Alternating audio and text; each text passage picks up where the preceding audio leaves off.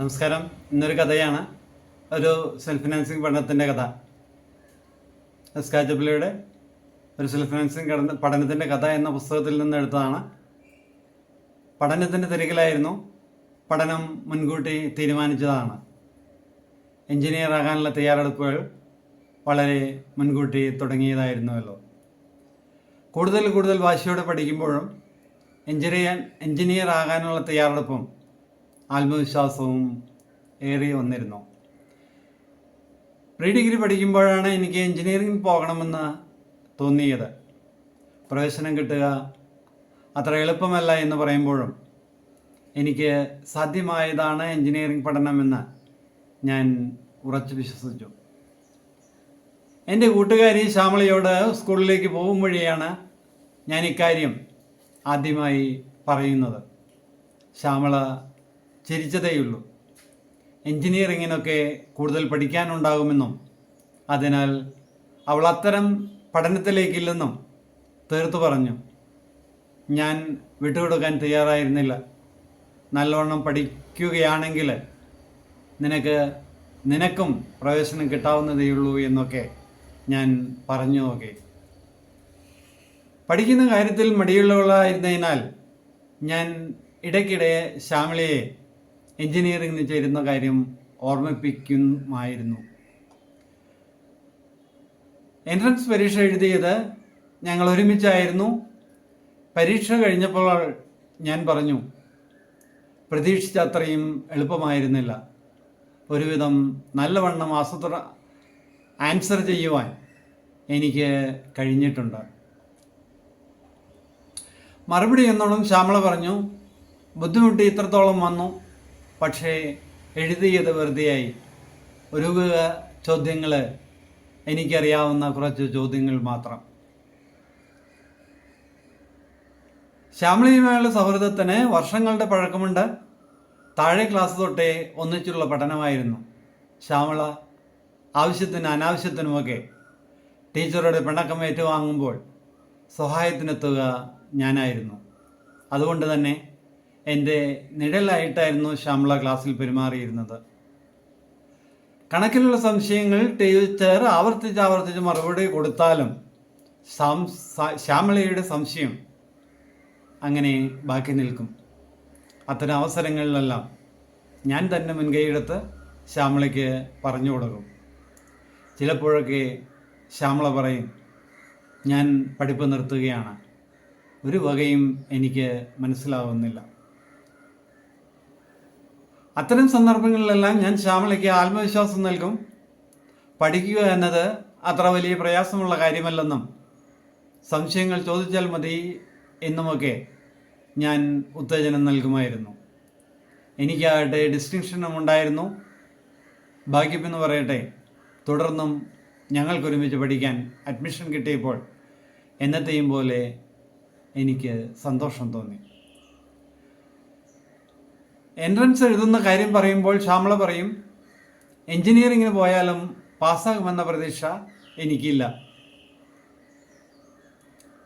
ഒരിക്കൽ വഴിയിൽ വെച്ച് ശ്യാമളയുടെ അച്ഛനെ കണ്ടപ്പോൾ ഞാൻ പറഞ്ഞു, ശ്യാമള നല്ലവണ്ണം പഠിക്കുന്നുണ്ട്, ശ്യാമളയെ എൻട്രൻസ് ക്ലാസ്സിന് വിടണം കേട്ടോ. ശ്യാമളയും ഞാനും ഒരുമിച്ചാണ് എൻട്രൻസിന് പരീക്ഷയ്ക്ക് ഫീസ് അടച്ചതും കോച്ചിങ്ങിന് പോയിരുന്നതും. ചിലപ്പോഴൊക്കെ കോച്ചിങ് ക്ലാസ്സിൽ ശ്യാമള ഉഴപ്പുമ്പോൾ ഞാൻ ഓർമ്മപ്പെടുത്തും, നല്ലവണ്ണം പരിശ്രമിച്ചാൽ മാത്രമേ എഞ്ചിനീയറിങ്ങിന് പ്രവേശനം ലഭിക്കുകയുള്ളൂ. എൻട്രൻസ് പരീക്ഷയുടെ റിസൾട്ട് വന്നപ്പോഴാണ് ഞാൻ ശരിക്കും അമ്പരന്ന് പോയത്. ശ്യാമള എന്നേക്കാൾ വളരെ പിറകിലുള്ള റാങ്കിലായിരുന്നു. എനിക്ക് സത്യത്തിൽ ശ്യാമളയുടെ മുഖത്ത് നോക്കാൻ കൂടി മടി തോന്നി. എന്തു പറഞ്ഞാണ് ശ്യാമളയെ സമാധാനിപ്പിക്കുക എന്നതായിരുന്നു എൻ്റെ അപ്പോഴത്തെ ചിന്ത. ഇത്രത്തോളം പരിശ്രമിച്ചിട്ടും റാങ്കിൽ പിന്നോക്കം പോയതിൽ ശ്യാമളയോട് എനിക്ക് വല്ലാത്ത സങ്കടം തോന്നി. പ്രവേശനമെടുക്കും തോറും എനിക്ക് വല്ലാത്ത ടെൻഷൻ അനുഭവപ്പെട്ടു. പ്രതീക്ഷിക്കുന്ന സബ്ജക്റ്റ് തന്നെ ലഭിക്കുമോ, പ്രതീക്ഷിക്കുന്ന കോളേജ് തന്നെ ലഭിക്കുമോ എന്നതൊക്കെയായിരുന്നു എൻ്റെ ടെൻഷനുള്ള കാരണങ്ങൾ. ശ്യാമളയെ തൽക്കാലം ഞാൻ ഇത്തരം കാര്യങ്ങളിൽ ഇടപെടുത്തിയിരുന്നില്ല.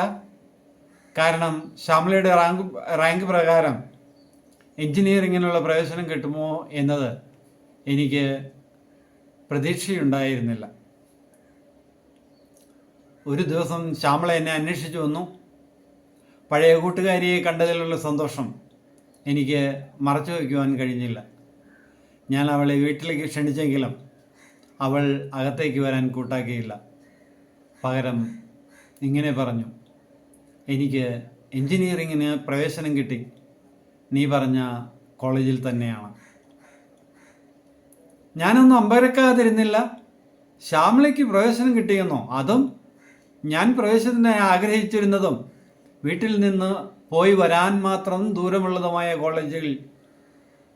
കൂടുതൽ എന്തെങ്കിലും ചോദിച്ചറിയാൻ ശ്രമിച്ചെങ്കിലും അതിക്ക് മുമ്പേ ശ്യാമള തിരക്ക് കാണിച്ച് ടാറ്റ പറഞ്ഞ് പോയി. ഞാൻ അച്ഛൻ്റെ അടുത്ത് നിന്ന് എനിക്ക് എൻജിനീയറിംഗിനുള്ള പ്രവേശനം ആകാത്തതിൻ്റെ കാര്യം ചോദിച്ചു. കൂട്ടത്തിൽ ശ്യാമളയ്ക്ക് പ്രവേശനം കിട്ടിയ കാര്യവും ഞാൻ അച്ഛനോട് പറഞ്ഞു.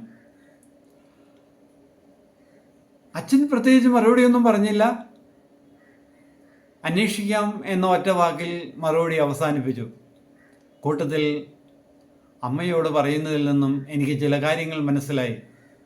ശ്യാമള പിന്നോക്ക വിഭാഗത്തിൽപ്പെട്ടയാളാണെന്നും അതുകൊണ്ടാണ് ശ്യാമളയ്ക്ക് സെൽഫ് ഫിനാൻസിങ് കോളേജിൽ മെറിറ്റിൽ തന്നെ പ്രവേശനം കിട്ടിയതെന്നും എനിക്കും അവിടെ തന്നെ പ്രവേശനമായിട്ടുണ്ടെന്നും വളരെ കൂടിയ ഫീസ് കൊടുക്കുന്ന പേയ്മെൻറ്റ് സീറ്റാണ് ലഭിച്ചിരിക്കുന്നതെന്നും എനിക്ക് അപ്പോൾ മനസ്സിലായി. പേയ്മെൻറ്റ് സീറ്റിൽ പഠിക്കുന്നയാൾ മെറിറ്റിൽ പഠിക്കുന്നയാളുടെ ഫീസും കൊടുക്കണമത്രേ. അതിനാലാണ് ഇത്രയും ഭാരിച്ച ഫീസ് വരുന്നത് പോലും. അച്ഛൻ്റെ പിന്നീടുള്ള വാക്കുകൾ എനിക്ക് സഹിക്കാനാവുന്നതായിരുന്നില്ല. ഇത്രയും ഭാരിച്ച ഫീസ് നൽകി പെൺകുട്ടിയെ പഠിക്കണമോ? അച്ഛൻ്റെ സംശയത്തോട് അമ്മയും സമ്മതം മൂളി. അതിൽ നിന്ന് എനിക്കൊരു കാര്യം വ്യക്തമായി. ഇത്രയും ഫീസ് കൊടുത്ത് പഠിപ്പിക്കാൻ അച്ഛൻ തയ്യാറല്ല. എൻ്റെ സങ്കടം അണപൊട്ടിയൊഴുകി. എൻ്റെ ഏന്തിയുള്ള കരച്ചിൽ കേട്ടിട്ടാകണം അമ്മ അച്ഛനെ ഏറെ നിർബന്ധിക്കുന്നുണ്ടായിരുന്നു. ഒടുവിൽ അച്ഛൻ്റെ അടുക്കൽ വന്ന് പറഞ്ഞു, മോള് നല്ലവണ്ണം പഠിക്കുമെന്ന് തന്നെയാണ് അച്ഛന് അറിയാം. മോളെ പഠിപ്പിക്കണമെന്ന് തന്നെയാണ് അച്ഛൻ്റെ ആഗ്രഹവും. അച്ഛൻ എൻ്റെ കണ്ണുനീർ തുടച്ചു. പഠിക്കുവാനുള്ള തയ്യാറെടുപ്പ് തുടങ്ങിക്കൊള്ളാൻ അച്ഛൻ എനിക്ക് സമ്മതം നൽകി. അങ്ങനെയാണ് ഞാൻ എൻജിനീയറിങ്ങിനുള്ള പഠനം തുടങ്ങിയത്. ശ്യാമളയുമൊത്ത് ഒരേ ക്ലാസ്സിലാണ് ഞങ്ങളുടെ പഠനം തുടങ്ങിയത്. ഫീസ് കൊടുക്കേണ്ട സമയം വരുമ്പോൾ ഞാൻ പറയും, നിൻ്റെ സെൽഫ് ഫിനാൻസിങ് ഫീസ് കൂടിയാണ് ഞാൻ കൊടുക്കുന്നത്. ശ്യാമള മറുത്ത് എന്തെങ്കിലും പറയും. പതിവ് പോലെ ഞാൻ മൗനം പാലിക്കുകയുള്ളൂ. ഇത്തരം കാര്യങ്ങൾ സംസാരിച്ച് വഷളാക്കി സൗഹൃദങ്ങൾ ഉലയ്ക്കാൻ ഞാൻ തയ്യാറായിരുന്നില്ല. 2ാം വർഷ അവസാന സെമസ്റ്റർ ഫീസ് അടയ്ക്കാറായപ്പോൾ അച്ഛൻ പറഞ്ഞു, നിർത്തുക, വല്ല ജോലിക്കും പോകുവാൻ ശ്രമിക്കുക. അവിടെയും എൻ്റെ കണ്ണുനീരിൻ്റെ മുൻപിൽ അച്ഛൻ തോൽവി സമ്മതിച്ചു. ഒരുവിധം 2ാം വർഷം ഫീസ് അടച്ചു. അപ്പോഴേക്കും ഞാൻ ട്യൂഷൻ ടീച്ചറായി മാറിയിരുന്നു. ശ്യാമളയ്ക്ക് പറഞ്ഞു കൊടുത്തിരുന്ന മുൻപരിചയം എനിക്ക് അപ്പോൾ മുതൽക്കൂട്ടായി മാറി. അതുകൊണ്ട് തന്നെ ടീച്ചർ പണി അത്ര ഭാരമായി എനിക്ക് തോന്നിയില്ല. പിന്നീട് എപ്പോഴോ കാര്യങ്ങളുടെ നിജസ്ഥിതി ബോധ്യമായി. ശ്യാമള കോളേജിലേക്ക് പോകുന്നത് ഒറ്റയ്ക്കായി. എൻ്റെ പഠനം പാതി വഴിയിൽ അവസാനിപ്പിക്കാൻ തീരുമാനിച്ചു. എനിക്ക് വലിയ പ്രയാസം തോന്നിയില്ല. അച്ഛൻ ഏറെക്കുറെ കാര്യങ്ങൾ പറഞ്ഞ് എന്നെ ബോധ്യപ്പെടുത്തിയിരുന്നു. പണത്തിൻ്റെ ആവശ്യം ഏറി വരുമ്പോൾ പൂർത്തിയാക്കാൻ പറ്റാതെ കോഴ്സിന് വേണ്ടി ചിലവഴിച്ച കാശിനെ പറ്റിയാവും എനിക്ക് വേവലാതി. ട്യൂഷൻ മാത്രം പോരാ, ഒരു ഉദ്യോഗം കൂടി വേണമെന്ന് പറഞ്ഞ് അപേക്ഷകളെ അയക്കാൻ അച്ഛനാണ് എന്നെ പ്രേരിപ്പിച്ചത്. കൂട്ടത്തിൽ സ്വീപ്പറുടെ ജോലിക്കായി അപേക്ഷ അയക്കാൻ പ്രേരിപ്പിച്ചതും അച്ഛൻ തന്നെയായിരുന്നു. അച്ഛൻ പറഞ്ഞതുപോലെ സംഭവിച്ചു. സ്വീപ്പറുടെ ജോലിയാണ് എനിക്ക് വിധിച്ചിരിക്കുന്നത്. ഞാൻ ജോയിൻ ചെയ്യാൻ അച്ഛനെ കൂട്ടിയാണ് പോയത്. എനിക്ക് ജോലിയിൽ പ്രവേശിക്കുവാൻ പ്രയാസമുണ്ടായിരുന്നില്ല. ശ്യാമളയുടെ ഓഫീസിലായിരുന്നു ജോലിക്ക് ജോയിൻ ചെയ്തത്. ശ്യാമള അപ്പോഴേക്കും അതിനു മുമ്പേ ഓഫീസ് മേധാവിയായി അവിടെ ചാർജ് എടുത്തിരുന്നു. കഥയുടെ അവസാനിക്കുകയാണ്. നന്ദി, നമസ്കാരം.